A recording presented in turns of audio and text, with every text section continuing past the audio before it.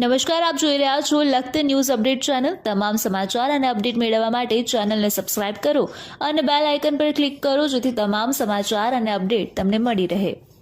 મફતિયાપરાના છેવાડાના વિસ્તારમાં ગણપતિ મહારાજની સ્થાપના કરવામાં આવી। મફતિયાપરાના લોકોના જણાવ્યા મુજબ તેમના વિસ્તારની અંદર ચૂંટણી સમયે બિલાડીની ટોપની જેમ આવી જતા બચ્ચુઓ પછી ક્યારેય દેખાતા જ નથી। તેમને સદસ્યો પણ બનાવે છે, તેમના ઓટીપી પણ લે છે, તેમની સાથે સારી સારી વાતો કરે છે। ચૂંટણી સમયે તેમના વિસ્તારમાં ભજીયાના તાવડા પણ નાખે છે અને ક્યારેક તો દારૂની બોટલો અને દેશી દારૂની કોથળીઓ પણ વેચી નાખે છે। ત્યારબાદ જ્યારે પણ તેમને જરૂરિયાત હોય છે, તેમની સમસ્યા હોય છે, ત્યારે આ નેતાઓ ક્યારેય દેખાતા નથી। હાલની અંદર જે મફતિયાપરા વિસ્તાર છે તેની અંદર કાદવ કીચડનું સામ્રાજ્ય છે। ઘણા બધા થાંભલાની અંદર સ્ટ્રીટ લાઇટો છે અને સાથે પાણી પણ આવતું નથી।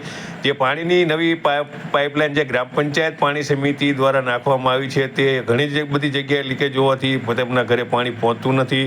તેમ છતાં આ વિસ્તારના લોકોની જિંદાદિલી હોય તેમ તેઓ કાદવ કીચડ સહિતના માહોલ વચ્ચે પણ ગણપતિ મહારાજને લઈ આવ્યા છે, તેમની સ્થાપના કરી છે અને ભાવપૂર્વક ભક્તિપૂર્વક તેમની શ્રદ્ધાપૂર્વક પ્રાર્થના પણ કરી રહ્યા છે। અને તેઓ તેમને એવી પણ પ્રાર્થના કરી રહ્યા છે કે આ જે તેમની પાસેથી મત લઈ અને મત માગી અને પછી જતા રહેતા મતલબી અને સ્વાર્થી નેતાઓને સદબુદ્ધિ આપે જેથી કરી તેમના વિસ્તારનો વિકાસ થાય।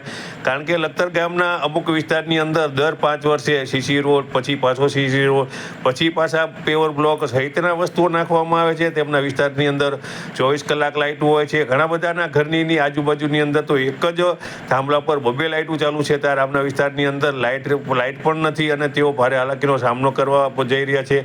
ત્યારે પણ તેઓ ફરિયાદ કરવા જાય ત્યારે તેમને તોછડો અને ઉદ્ધત જવાબ આપવામાં આવે છે અને ક્યારેક તો જો આ ભૂલથી પણ કોઈ એવી વસ્તુ બોલી જાય તો તેમની પર પોલીસ કેસ કરાવી અને 151 સહિતની કાર્યવાહી પણ કરવામાં આવે છે।